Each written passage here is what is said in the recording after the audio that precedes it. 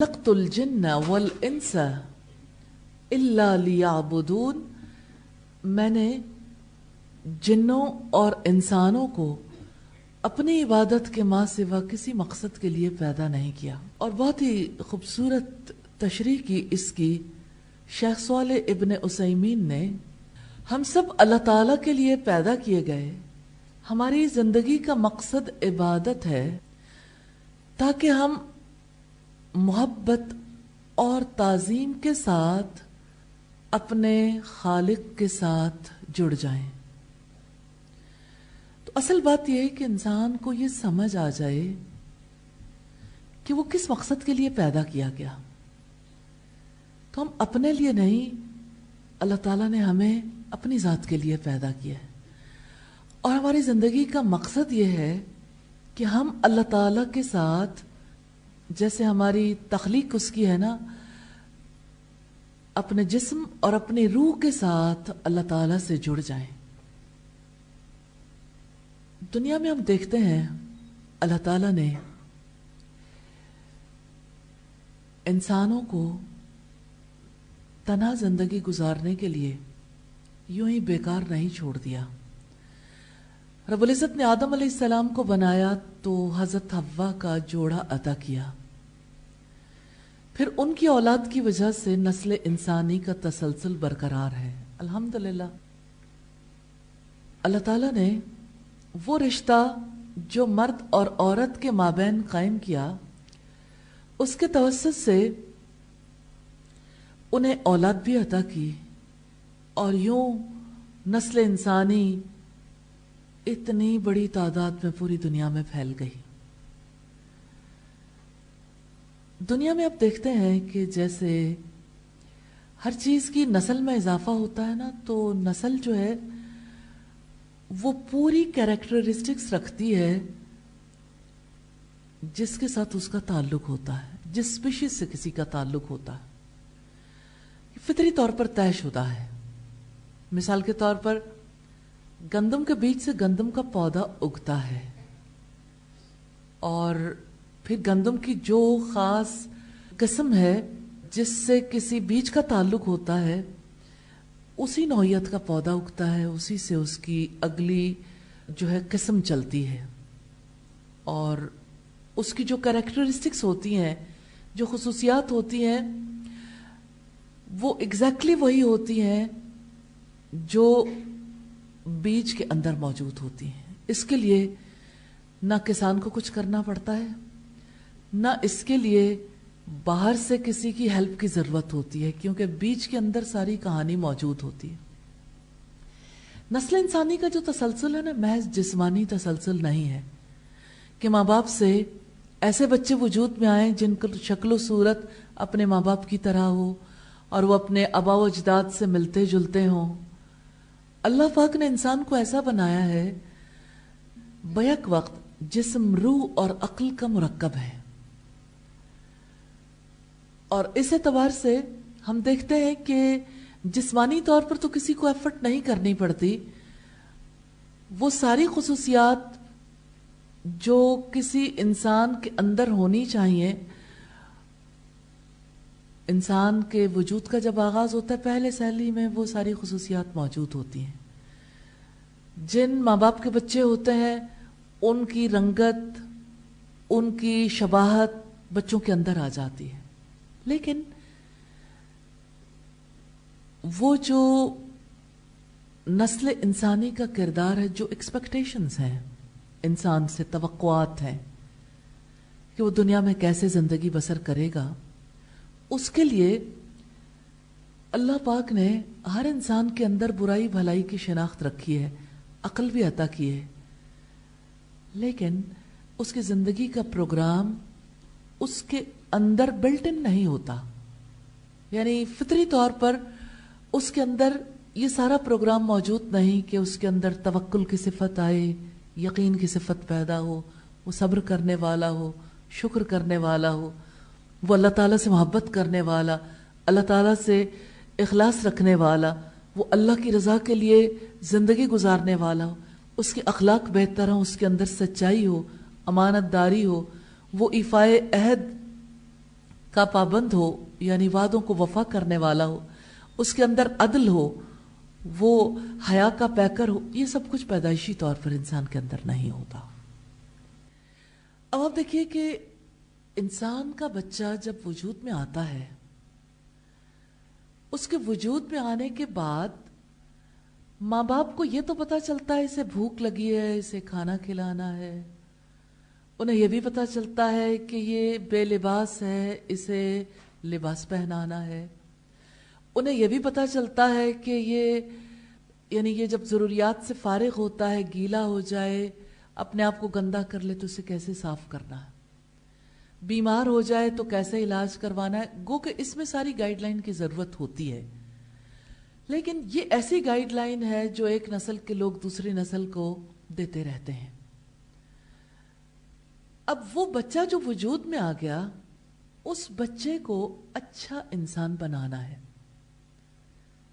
अच्छा इंसान बनाने के लिए दो लोगों को जिम्मेदारी दे दी गई कि ये आपकी रिस्पॉन्सिबिलिटी है, पेरेंटिंग, तरबियत औलाद। अब इस बच्चे को अल्लाह ताला की मोहब्बत भी सिखानी है, इस बच्चे को यह भी बताना है कि दुनिया में वो कौन सी हस्तियां थीं जिन्होंने अल्लाह ताला की पसंद नापसंद के बारे में आगाह किया और जिन्होंने अपनी जिंदगी को नमूने के तौर पर हमारे सामने रखा, यानी रसूल। उनकी मोहब्बत भी सिखानी है, उनकी सुन्नत भी सिखानी है, और उस बच्चे को यह भी बताना है कि दुनिया का निजाम चलाने के लिए अल्लाह के हुक्म से उसके फरिश्ते कैसे काम करते हैं, और इस बच्चे को यह भी समझाना है कि अल्लाह ताला ने हमारी हिदायत के लिए किताबें भी भेजी और हमारी ज़िंदगी का हिसाब किताब भी होगा, और अल्लाह ताला ने हमें पैदा करने से पहले हमारी तकदीर लिख रखी है। अब एक नन्हा बच्चा वजूद में आया तो उसके वजूद में आने के बाद एक शोर हंगामा है जो उसने मचा रखा है। ऐसे में माँ बाप को कैसे समझ आए कि इस बच्चे को अच्छा इंसान भी बनाना है। इस इमरजेंसी में सबसे पहला ख्याल क्या आता है, क्या करें? जिन माँ बाप को बच्चे के किरदार के बारे में अंडरस्टैंडिंग नहीं होती कि हमने इस बच्चे की ईमानी तरबियत कैसे करनी है, इसकी अखलाकी तरबियत कैसे करनी है, इसकी फिक्री और जज्बाती तरबियत कैसे करनी है, इसकी माशरती और मौशी तरबियत कैसे करनी है, अब माँ बाप के पास कोई इल्म नहीं है। इल्म के बगैर वो क्या करेंगे? हंगामा जो बच्चे के आने पे है, खुशी सबसे ज्यादा किस चीज पे बातचीत होगी? बच्चे को नहलाने धुलाने, उसे कपड़े पहनाने पे, और तबसरे बच्चे की शक्ल किस पे है, और यह है कि बेटा है तो उस वक्त एक्सप्रेशंस दिए जाते हैं थोड़े मुख्तलिफ, बेटी है तब भी हालात बदल गए, लेकिन बहरहाल ये सिलसिला जारी रहता है। और ये किस मौके पर बच्चे को जो है फीड देनी चाहिए, माँ की या घुट्टी देनी चाहिए। ज़्यादा से ज़्यादा अगर बहुत किसी ने मार लिया तो वो ये सोचेगा कि अच्छा ठीक है, बच्चे के कान में अजान भी देनी चाहिए। अब उसके बाद सारे मामलात ख़त्म हो गए। अब बच्चा है, बच्चे की माँ है, और बच्चे की माँ की भी फिक्र है कि इस वक्त वो तकलीफ़ में है तो उसे किस तरह की ग़िज़ा देनी चाहिए, उसकी कैसे केयर करनी चाहिए। तो ठीक है, केयर कर ली। अब बच्चा ग़िज़ा लेता रहता है, उसकी ज़रूरियात भी पूरी होती रहती हैं, उसे खूबसूरत लिबास भी पहनाए जाते हैं, सब देख के खुश भी होते हैं। 1 घंटा गुजर गया, 2 घंटे, 1 दिन गुजरा, हफ्ता गुजर गया, चलो अकीका भी कर लिया। अकीका रसूलुल्लाह की सुन्नत है, नाम रखना सुन्नत है, मगर बच्चे को अच्छा इंसान बनाने के लिए पेरेंट्स ने जो काम करना था वो कहाँ है? کب انجام دیا جائے گا؟ پیرنٹس تو جانتا ہی نہیں. اور آپ دیکھیں بچے کا 1 مہینہ گزر گیا، سال گزر گیا، 2 سال، 5 سال، 10 سال، 15، 20، 25، 30، 40، اور وہی بچہ جو ہے بوڑھا بھی ہو گیا، تربیت ہی نہیں کی. کیا وہ بچہ جو لڑکپن کی منازل طے کرتا ہے یہ جوان ہو جاتا ہے، دیکھتا نہیں ہے یا بولتا نہیں ہے یا سنتا نہیں ہے یا کھاتا پیتا نہیں ہے یا زندگی کے کام نہیں کرتا، سب کچھ کرتا ہے، لیکن کیا فرق ہے معاشرتی حیوان اور اچھے انسان میں؟ وہ معاشرتی حیوان تو ہے، سوشل اینیمل تو ہے، وہ لوگوں کے بیچ میں رہتا تو ہے، لیکن اچھا انسان نہیں بن پاتا. اس کی وہ خد و خال جو تربیت کے بعد بننے چاہیے وہ خد و خال واضح نہیں ہو پاتے. اب یہاں اس مقام پر سب سے پہلے یہ جائزہ لینے کی ضرورت ہے، دنیا میں 1-2 نہیں، 10-20 نہیں، سینکڑوں ہزاروں نہیں، لاکھوں پیرنٹس ہیں، کروڑوں پیرنٹس ہیں. ہم میں سے کون ہے جو کسی کی اولاد نہیں؟ اپنی زندگی پہ نظر ڈال کے دیکھیں، آپ کو کافی کہانی سمجھ آئے گی کہ ماں باپ نے ایمانی تربیت کے لیے کیا کام کیا، اخلاقی تربیت کے لیے انہوں نے کہاں سے رہنمائی حاصل کی تھی. آپ کو سب سے زیادہ تکلیف اس بات پر ہوگی کہ تربیت اولاد کے لیے جس علم، جس ٹریننگ کی ضرورت ہے، ہماری سوسائٹی اس کے احساس سے بھی ناشنا ہے. یعنی یہ احساس بھی نہیں ہے کہ یہ بھی کوئی فیلڈ ہے جہاں کام کرنے کی ضرورت ہے، حالانکہ دنیا کا سب سے امپورٹنٹ فیلڈ ہے. انسان گری، انسانوں کو اچھا انسان بنانا دنیا کا سب سے قیمتی کام ہے، اور اس کے لیے اللہ پاک نے کتنا فطری راستہ اختیار کیا. ماں باپ کے دل میں اولاد کے لیے ایسی محبت پیدا کی ہے کہ ماں باپ ہر طرح کی محنت کرنے کے لیے تیار ہو جاتے ہیں. وہ فطری محبت جو ماں کے دل کی ممتا بن جاتی ہے اور پدری شفقت کی صورت میں سامنے آتی ہے، دراصل اس بچے کے لیے ہے جو اللہ پاک نے امانت کے طور پر دیا ہے. اس بچے کو ماں باپ اپنا تو سمجھتے ہیں، امانت نہیں سمجھتے. اسے اپنا بناتے ہیں، اسے دنیا میں رہنے کے لیے تو تیار کرتے ہیں، لیکن اس کے بارے میں کبھی فکر مند نہیں ہوتے کہ مجھ سے اس کے بارے میں سوال کیا جائے گا.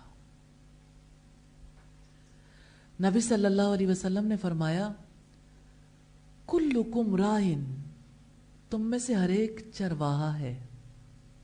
کبھی چرواہے کو دیکھا آپ نے؟ آپ امیجن کریں ایک ایسا چرواہا جو کسی پہاڑی علاقے میں یا کسی میدان میں بہت کثیر تعداد میں بھیڑیں لیے ہوئے ایک جگہ سے دوسری جگہ ٹریول کر رہا ہے. اب آپ اس کو اپنے ذہن میں لے کے آئیں گے نا کہ رول کیا ہے. کلکم راعٍ، تم میں سے ہر ایک چرواہا ہے. جانتا ہے چرواہا کون ہوتا ہے؟ لیڈر. ہر ایک لیڈر ہے. وَكُلُّكُمْ مَسْئُولٌ عَنْ رَعِيَّتِهِ، اور تم میں سے ہر ایک سے اس کی رعیت کے بارے میں سوال ہوگا. یعنی جن لوگوں پر اسے لیڈر بنایا گیا ان کے بارے میں جواب دہی کرنی ہوگی. باپ سے بھی سوال ہوگا، ماں سے بھی سوال ہوگا کہ تمہارے پاس جو امانت تھی، تم نے اسے اچھا انسان، رب کا بندہ بنانے کے لیے جو ایفرٹ کرنی تھی، کہاں تک اس میں کامیاب ہوئے؟ اپنی کوششوں اور کاوشوں کا حساب دینا ہوگا۔ بچہ مل جائے تو جو ماں باپ اسے انجوائے کرتے ہیں، اس کی حرکتوں سے خوش ہوتے ہیں، اسے اپنی بے قراریوں میں قرار کا ذریعہ بناتے ہیں، اسے کب امانت سمجھتے ہیں؟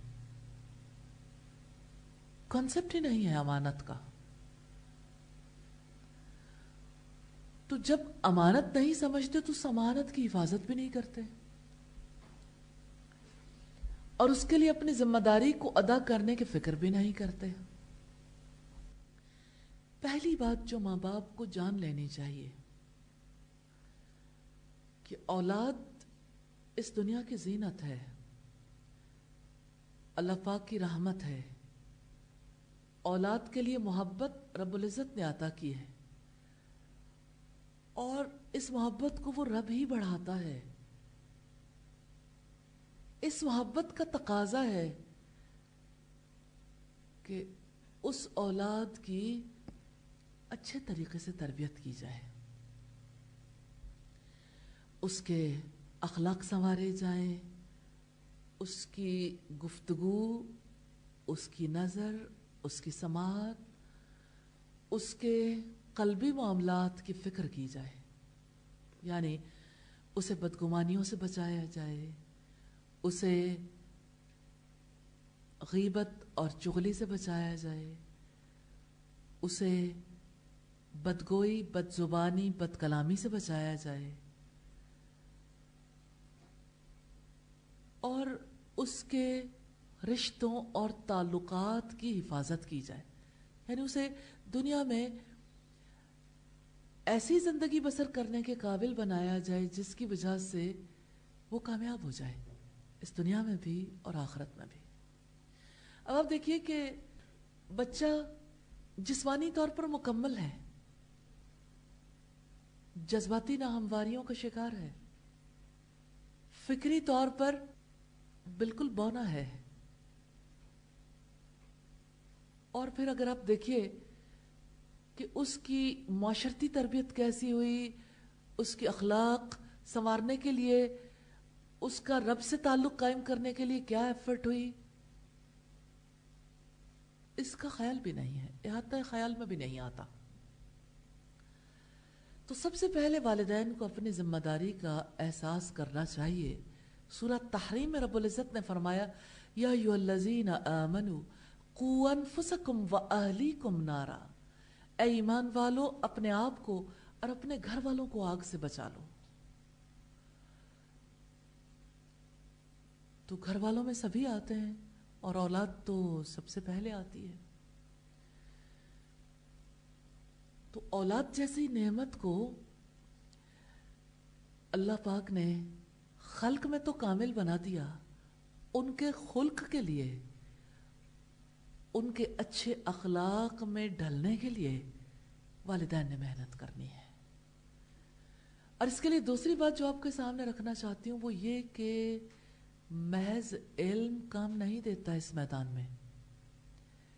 جیسے آپ میتھمیٹکس کا علم سیکھتے ہیں، لینگویجز کو سیکھتے ہیں، نیچرل سائنسز کو سیکھتے ہیں، سوشل سائنسز کو سیکھتے ہیں، ایسے ہی اگر اچھا انسان بنانے کے لیے جو علم اللہ پاک نے اپنی کتاب میں دیا، اپنے رسولوں کے توسط سے دیا، محض الفاظ کا علم کام نہیں دے سکتا، کیونکہ جو الفاظ کو ٹرانسفر کر رہا ہے، دیکھیں ٹرانسفر تو بہت ساری چیزیں کر سکتی ہیں، آپ کے پاس کوئی کتاب ہو سکتی ہے، آپ کے پاس کوئی ڈیوائس ہو سکتی ہے جس سے آپ پڑھ لیں، جس سے آپ میسج بھیج دیں۔ تو میسیجز تو آپ واٹس ایپ پہ بھی کرتے ہیں، ٹیکسٹ میسیجز بھی کرتے ہیں، تو آپ جب میسج کرتے ہیں تو آپ کو کتنی دیر لگتی ہے؟ سیکنڈز میں آپ کی بات جو ہے، جو آپ پہنچانا چاہتے ہیں، تیزی کے ساتھ آپ دوسرے کو ٹرانسفر کر دیتے ہو۔ بہت سے ماں باپ یہ سمجھتے ہیں کہ بچوں سے محض انہیں میسج دیتے رہیں تو بچوں کی تربیت ہو جائے گی. تو بچوں کا معاملہ کوئی مشین کا معاملہ نہیں ہے کہ آپ ان میں میسج فیڈ کرتے جائیں کہ ان کے میموری کارڈ میں وہ چیزیں آ گئیں تو ان کی زندگی بھی بدل جائے گی. تربیت کے لیے ماں باپ کا ذاتی طور پر عمل پیرا ہونا بہت زیادہ ضروری ہے. اگر ماں باپ صاحب عمل نہ ہوں تو اولاد میں کسی قسم کی تبدیلی نہیں آتی. تو جب ماں باپ خود عمل کرتے ہیں تو صاحب عمل ماں باپ کو زبان سے کہنے کا موقع نہ بھی ملے بچے ان کے عمل سے سیکھ لیتے ہیں. مثال کے طور پر دیکھیے، فرض کریں کہ کوئی ماں جو ہے وہ بہت دلچسپی رکھتی ہے کھانا بنانے سے، کوئی ماں بہت دلچسپی رکھتی ہے اللہ تعالیٰ کی عبادت سے، کوئی ماں ایسی ہے جو بہت دلچسپی رکھتی ہے رنگوں سے، آرٹ ورک بہت کرتی ہے، کوئی ماں موبائل سے بڑی دلچسپی رکھتی ہے، کوئی ماں ایسی ہے جو یعنی سوشلائز کرنے سے بہت دلچسپی رکھتی ہے. تو بچہ پیچھے پیچھے کیا کرے گا؟ جو ماں سجدے کر رہی ہے بچہ بھی پیچھے سجدہ کرے گا.